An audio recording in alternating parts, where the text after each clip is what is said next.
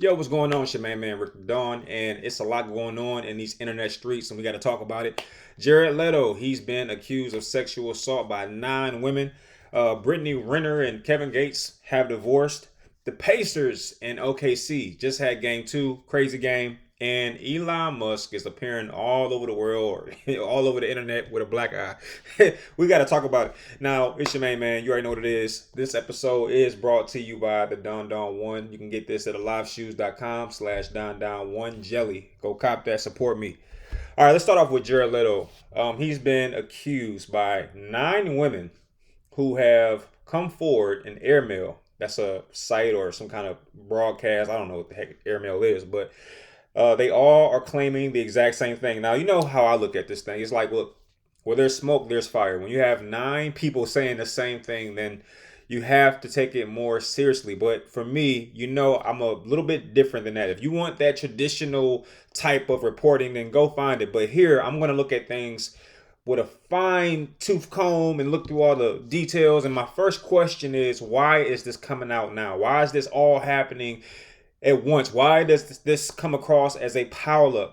Or am I wrong in that these things have been circulating for years? I can't tell you with uncertain doubt, but I will tell you this. It does strike me as a little suspicious. And here's why. Because when it comes to Hollywood, let me tell you what really happens. And a lot of times people think I'm kidding about this, but what really happens is, in order to cross over into a higher tier of celebrity and a higher tier of money, a lot of times they will have that person do something incriminating and something deplorable. And a lot of times they'll keep some kind of video footage. Like, if you don't know, a lot of Hollywood is run by blackmail. All right. A lot of blackmail is what keeps Hollywood intact. That's why people don't speak out. That's why people don't do certain things, because somebody got a tape of something bad. And I believe this is what really happens to people like R. Kelly, for example. It's like, wait, if he did all these things, why is it coming out now? Bill Cosby, if he did this and did that, why is it coming out? It's like it's a concentrated attack.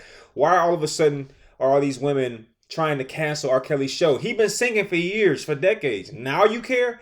And what happens is, these tapes, these things, they exist. Somebody has it. I'll give you another example. If you look at P. Diddy, why did the hotel video footage come out when it did of him attacking Cassie? And I'm not validating and saying what he did was right or wrong. It was wrong. I'm saying that, why did it come out when it did, when it happened at a different time? Again, there's somebody pulling the strings saying, hey, if you don't do what I'm telling you to do, I call it coercion, but if you don't do what I'm telling you to do, or if you don't sell this, if you don't give us access to that, you know what we have. You know what we'll do. Shannon Sharpe is another example.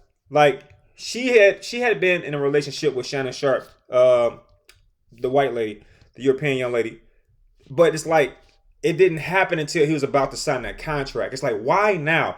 And it's kind of like, hey, I'll do it. I'll blast your information to the world. And he even tried to settle. I'm talking about Shannon Sharpe. He tried to settle for $10 million.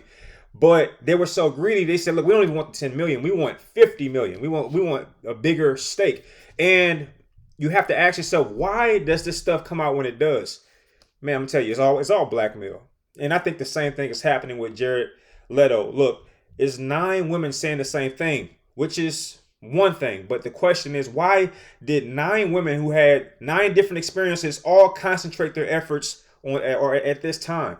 And the first thing that comes to mind is, I don't know who he upset. I'm not sure if he said no to some kind of favor or what have you.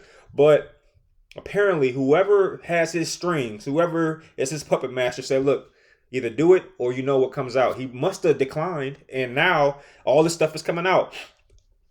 And it's just the way it is. It's just the way it is. Why do you think there's other celebrities who seem to be smiling anytime the camera's on? It's because they don't want that video to come out. You know what I'm saying? Like, people, they don't want that stuff to come out because it ruins their reputation and all this other stuff happens. I mean, look at Diddy. Diddy's in jail. Diddy never thought this was going to happen. All right. But here we are, right? In this day and age.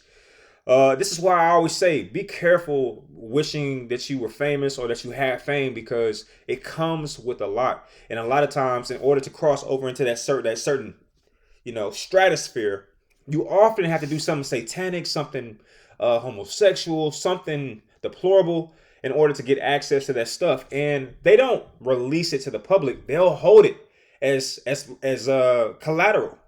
Like, hey, so we need you to, support this or say this when you give out your acceptance speech. Hey, I don't really feel comfortable with that. Hey, we need you to say this. It's kind of like, back in the day when they used to strong arm athletes or like boxers, like, hey, we need you to take a dive. We need this person to be the champion. We need that person to win. And if you didn't go along with that storyline or that plan, it got real bad for you. So for me, I'm going to wait for the evidence. And we have to get rid of this culture where you can just say somebody did something without any evidence. And it's surprising. And it shows me that a lot of people don't understand just court, like the court system or the systems of court. And for me, all this stuff is being said about Jared Leto is hearsay. It's just somebody's accusations. Where's the evidence? We need that. All right. Anybody can say anything. But if he is guilty of this stuff, shame on him, because in some instances, the women are or were minors when the sexual assault or the traumatization happened. And look, if he's messing with little kids, I don't care if he's doing it for fame, or I don't care what the context is. Something wrong with the guy. But I'm going to wait to cast any type of judgment or make any final statements mentally or verbally before I know facts. All right. And I'm not sure if they're trying to go after him in civil court. I know for a fact they're not trying to go after him criminally. And that's my problem. It's like if somebody did something like that, like, you were 16 years old when he was flirting with you. And I think one of the accusations was he invited the minor. She was like, 17 years old. She was invited to Jared Leto's house at 17 years old. And that's when some of the stuff occurred, like him walking out naked and stuff like that. And my thing is like, where's the parents? And I know at 17, your parents give you more leeway and kind of let you, kind of do your own thing. But if my daughter at 17 years old said she was going to an actor's house and the actor was 34, my first question is why? And perhaps the parents are not cued in on some of this behavior. And that's just a whole nother problem. Like, look, you want to be grown so bad. Don't look, go ahead and be grown. You want to go out and date 34-year-olds and try to be, get yourself involved in all this stuff. Then don't call me when things go awry. Cause I told you, you know what I mean? But I'll wait and see. All right. And then next we got Brittany Renner and Kevin Gates. We heard about a couple months ago that they had tied the knot. And, I tried to be optimistic about this one right here. I was hoping that this was legitimate. It was genuine. And I should have known that. Well, you know what? Let me just backtrack a little bit. I did know this wasn't going to work. Like, who did think this was going to work? Anybody? You want to raise your hand? No, it wasn't going to work because Kevin Gates is a very, shall I say, I want to say eccentric, but then he'll hit you with something that makes a lot of sense. When it comes to somebody that's eccentric, it's like they're very odd. But then he'll say something that is incredibly insightful. So I don't know. I've never understood Kevin Gates, like ever. But I do respect Kevin Gates, if I can be completely honest, because he carries himself a certain way. But yeah, I just kind of knew this wasn't going to work. Now, when it comes to Brittany, I'm really surprised because when you think about it, Kevin Gates does come across as insightful, someone who seems to be very careful. Like, bro, why would you marry Brittany Renner? And there's no shade to her, but she's been very open about who she is. She hasn't hid who she is. She's kind of made it apparent that, look, I'm after your money.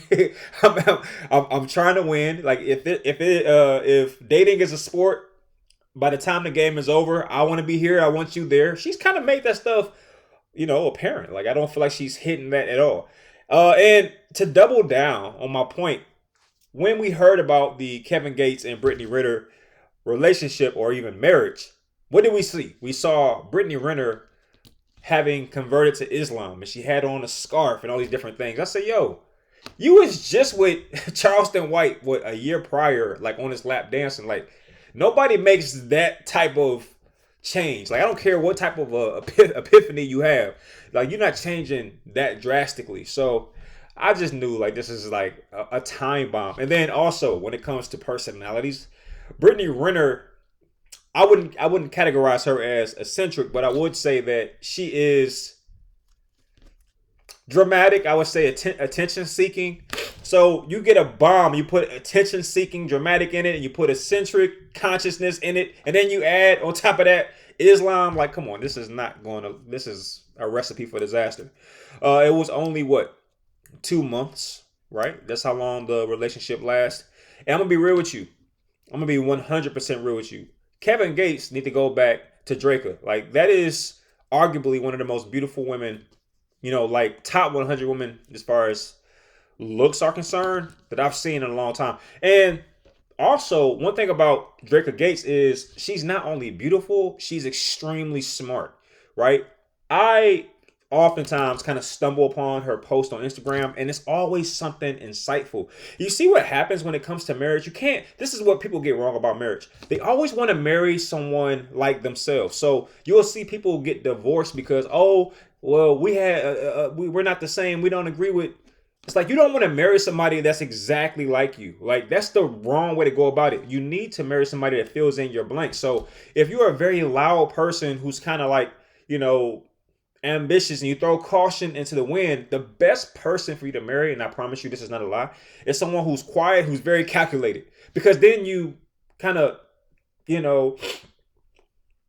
you cover the entire pie. Like, if you marry somebody that is also courageous and crazy, you just got two crazy people in a marriage. That's not good. That's not gonna survive. It's not a recipe for success. You need somebody who can cover your blind side. Like, if you got two left arms, what good is that gonna do you? You need somebody who's a right arm. You feel what I'm saying? And it's like, okay, now that we got a left arm me and I got a right arm you, we can actually get some things accomplished. You need an opposite. It's like you need a mirror image of yourself. And that's what Draca Gates was to Kevin Gates. She was very calm. Kevin Gates seems to be the opposite of that. She was very, very reserved. She was quiet even. Whereas Kevin Gates is more over the top and very boisterous and has a lot of opinions, and he's very opinionated and stuff like that. That's why I thought that Draca Gates was a great balance for him. And what happens once Draca leaves the situation? He goes and marries Brittany Renner. Like, bro, that was not the that wasn't the move. That wasn't the move. And now we see that. You know what I mean? And Brittany Renner, let's be real, you know what she is, and she's a gamstress, right? So I don't feel bad about anything I'm saying, because she's a gamesman. She's a gamesman, and what I mean by that is she plays the game. You know what I mean? She reminds me of the second coming of Amber Rose. Like, she's not gonna let this stop her. I'll give it a year and 2 minutes that she'll have a whole new guy, right? Because she's playing the game. I saw the same thing with, who was that? India Love, right? India Love.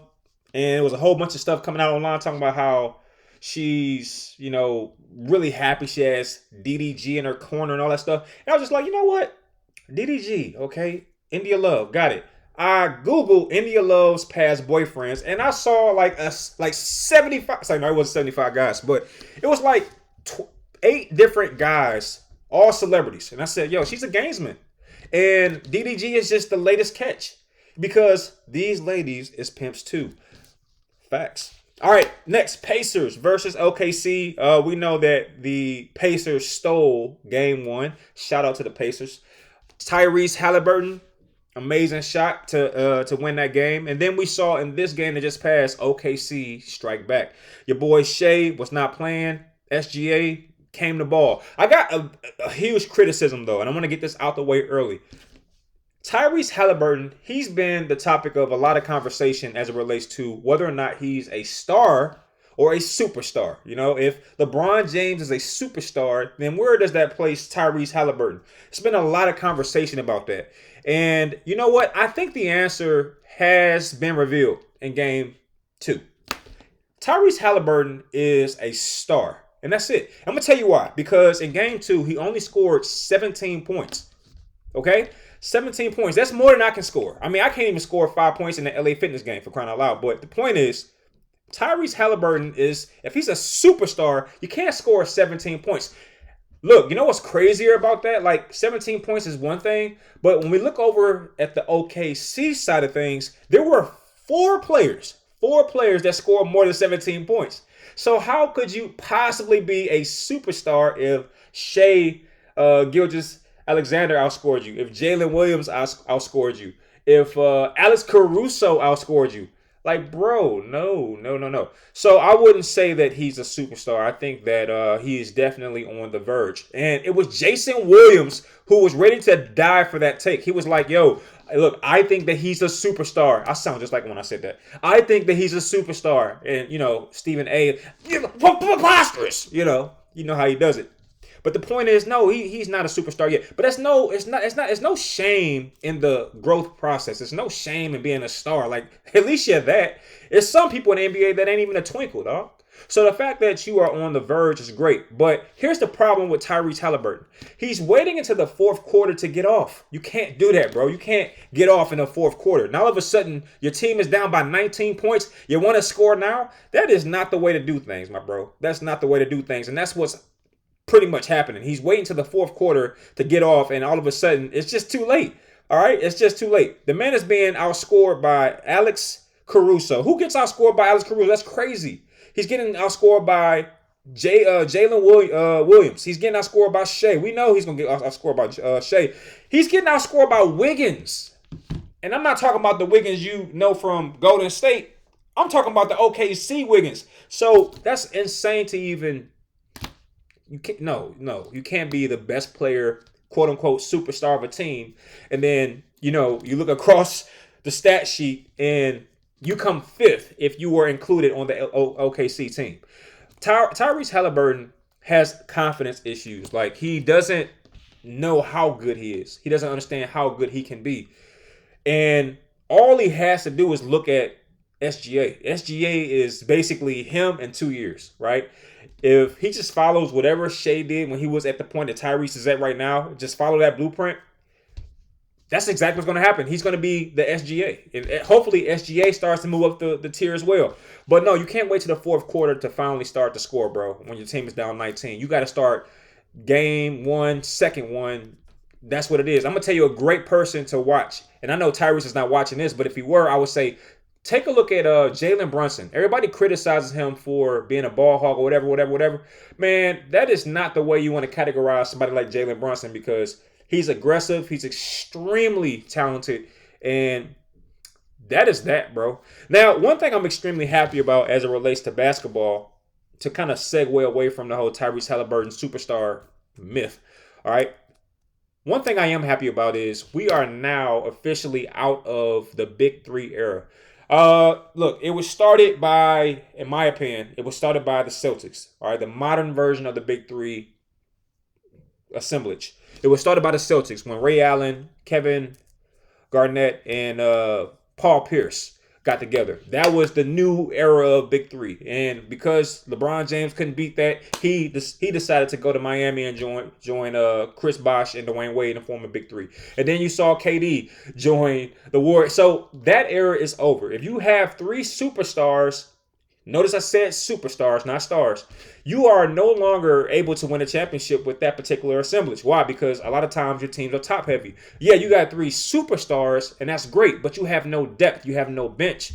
And if you look at what we have in the finals right now with the Pacers and OKC, these teams don't have three superstars. They have they have one superstar, they have a star underneath the superstar, then they have a lot of... What's the tier right under superstar? Somebody let me know in the comment section what that might be. Like, if you're not a superstar, you're a star. But if you're not a star, I need somebody to answer that, because that's what both teams have. Okay, sure. Tyler Halliburton is not a superstar, but he's on the verge. So we'll kind of, we'll work with what we got. But you got Tyrese Halliburton. Then you have... Who's the second person like this? It's a lot of good guys on the Pacers, and I don't know their name. But I know one thing. Miles Turner's pretty dope. I can tell you that. And then they have a ton of, like, really strong, and I don't want to say role players, because to me, the tier between star and role player, I feel like it's a tier in between that. Superstar, star, blank, role player. I think it's something above that. You know what I mean? Yeah. Like, whatever the sixth man of the year is, I feel like whatever you categorize that person as, they should be in that third slot. But Then you look at the OKC side. Oh my gosh, they got the perfect assemblage, and maybe this is why the Pacers are going to ultimately lose this series because Tyrese Halliburton is not a superstar. Perhaps they need a superstar. Like imagine if they had a Giannis or a LeBron on the Pacers. They would actually be perfect because Tyrese Halliburton wouldn't have to be a superstar. He'll be a star with a LeBron above him, and then all these amazing third tier arriving stars or emerging stars.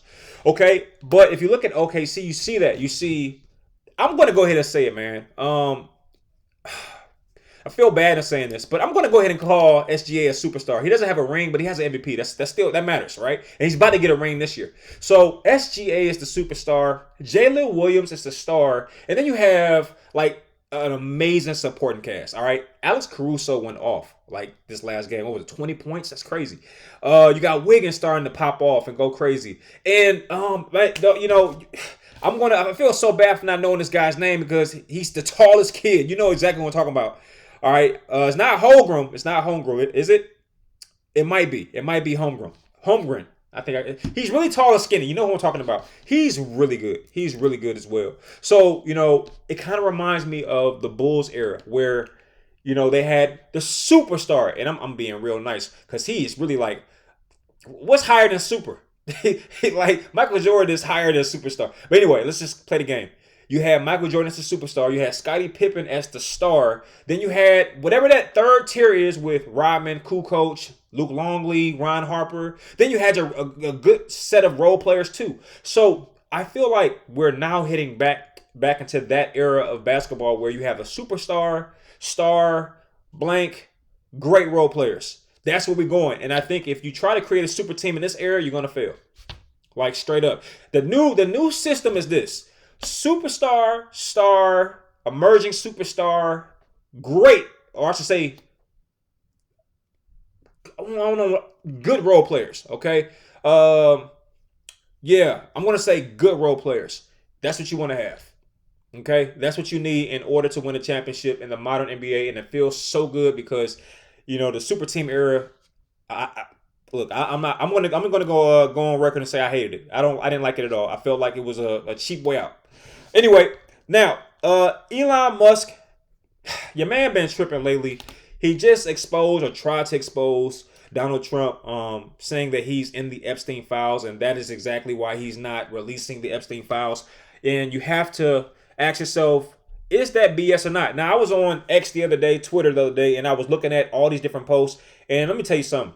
White Americans, they love them some Donald Trump. There's nothing that he can do, that will turn off this admiration. I saw a post, and this is crazy, right? I saw a post that said, if Donald Trump was in the Epstein files and was confirmed to have been to Epstein Island, would you still support him or not? I was expecting to see something more judicial. I was expecting to see a realist answer. Of course not. Of course not we wouldn't support Donald Trump if we had confirmation, not fake news, real news that he was on Epstein Island. We can confirm it. We wouldn't support him at all. That's what I was expecting to see. You know what I saw? This is no exaggeration. One lady said, since being on that island, he's become a Christian. So all of his sins are forgiven. I said, wow. I said, whoa, that's insane. Wow. Yo. So apparently, according to this one lady, I don't know her name, random lady, by the way, according to her, if Donald Trump visited Epstein Island and engaged in any type of illegal activity, the moment he became a Christian, all of his sins have been forgiven. Look, first off, ain't nobody a bigger lover of Jesus than me. But lady, you pushing it. Come on. I said, yo, there's nothing he can do wrong. He can't do any wrong with these people. And the saddest part about it is these Caucasian Americans don't even realize that they supporting a black man. Donald Trump is not a white president. I keep trying to explain to people. He let Harry O out of jail. Did you hear what I said? Donald Trump let Harry O out of jail. Look, there's black people who wouldn't let Harry O out of jail. You know what I'm saying? I don't know why I keep on focusing on Harry O, but I'm just saying, he's let out certain people that makes me realize that he's a black man. Like, he let out Harry O, he let out Lil Wayne, Kodak Black. He just commuted the federal sentence or sentencing of Larry Hoover. Like, come on, dude. Like, that's not something that your your average white American is going to do. Like, that's just not something they're going to do. So for me, I love it because a lot of Caucasian Americans are supporting a black president. He just happens to have, pink skin or whatever you want to call it. So anyway, but no, Elon Musk has been tripping, and somebody also said something that I thought was pretty clever. They said, if Donald Trump had been to the island, don't you think that the Democrats would have used that information to, push back against him during election time? And I said, you know what? That's a great point. If Donald Trump had indeed been on Epstein Island, then why wouldn't or how couldn't the Democrats have access to the information? You would think that they would have used that as leverage to win the election. And what I wanted to tell that person was, look, you don't think that the Democrats and the Republicans are working together? Like, you really think they're at each other's throat? Like, I don't think you understand how this works. All right, this is chess, not checkers. Like, but I didn't want to go that deep down the rabbit hole. I just said, you know what? I'll play along. You're right. Maybe that's exactly why Donald Trump has never been to Epstein Island. But turns out what's led to all this talk about Trump's whereabouts and stuff like that was a falling out that took place in the White House. And we all saw this coming, or maybe you didn't, but I kind of felt like it was going to happen eventually because we have two very dominant and strong personalities, and Donald Trump and Elon Musk. And apparently, Elon Musk had a guy that he was trying to get elected to head the NASA program or something to that effect. And Donald Trump, being the black man that he is, he said, F that idea. And he ultimately picked his own person. And this caused Elon Musk to react in a way that has been very aggressive. Now, there's another situation that took place within the White House where I want to say his name is Scott Bassett. He, Donald Trump, Elon Musk were in the same vicinity, and apparently some things had transpired in which Elon Musk, and they keep on saying rugby charged, like basically took his shoulder and rammed it into Scott Bassett. And before the fight could be broken up, Scott Bassett threw him two pieces of the chicken wing, and lo and behold, Elon Musk pops up with his black eye. It's also been reported that they tried to offer Elon Musk some makeup to kind of cover up the black eye, but he declined and said, look, I'm going to take my lumps like a king, like a champion. But nevertheless, when this all happened and took place, your main man, Donald Trump, said this is too much. And that is how the whole Elon Musk situation transpired. Now, from the outside looking in, it all looked like this. Like, okay, Donald Trump and Elon Musk are the best of friends. And if you were somebody like me, you're saying to yourself, how did this friendship come about? And why is it so tight-knit? Like, they just became, or we're just seeing this budding friendship. And it's extremely aggressive. It's like fast-paced. It's like when your friend meets somebody and then it's like, wait, y'all already talking about getting married? Like, you just met the person 2 months ago. That's how I felt when I saw the Donald Trump and Elon Musk relationship starting to move. And after that, we see this weird energy. We see this energy shift. It went from, hey, look, we kind of already, we're best of friends. And we already knew what it was. It was just like Elon Musk got him elected. Anyway, and it was like, we're best of friends. And then it just changed. Where it's like, hey, so Elon Musk is going to be relieved of his duties. He's going to go back to making cars because he's done a lot in terms of destroying the Tesla stock with Nazi and crazy gestures on stage. It's about that time that he venture out and get back to his business. So we were all confused, like, wait a minute. He was just getting people fired and all this stuff. And all of a sudden he's going back to business as usual.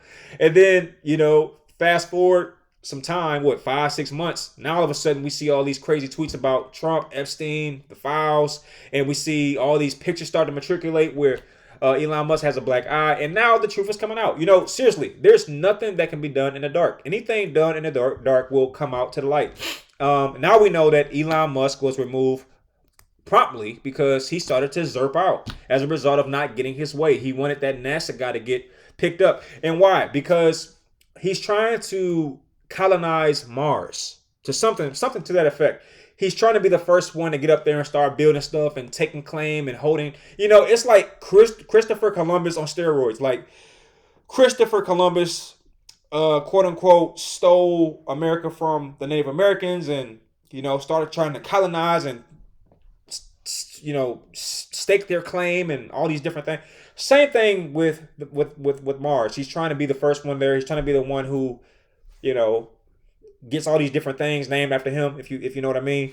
And that person that he wanted to head the NASA program would have made that much easier. And when he didn't get his way, he just wasn't with it. And who else can really check a billionaire and say, no? Like, how many people can check and tell a billionaire no? Well, I'll tell you one person, the president. That's one person that can do that. And that's exactly what happened. He told Elon Musk no, and Elon Musk, in all of his glory, does a rugby charge into Scott Bassett. And shout out to Scott Bassett for hitting him with that 3-piece and a chicken wing and a biscuit, and giving him that black eye real quick. So that's what really happened, man. I think that's what's going on. And the big question from here is, will Donald Trump and Elon Musk ever be cool again? And somebody already kind of gave their 2 cents on this. Basically, it's possible, but it will never be the same. Like, you ever been with somebody, y'all friends, but the height of your friendship has already elapsed.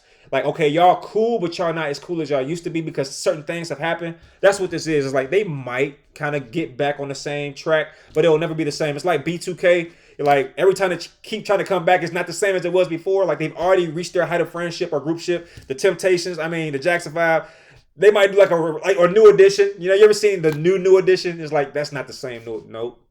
That's not the same new edition. I can tell the energy off. It's different. Something off. That's because Bobby been tripping for years.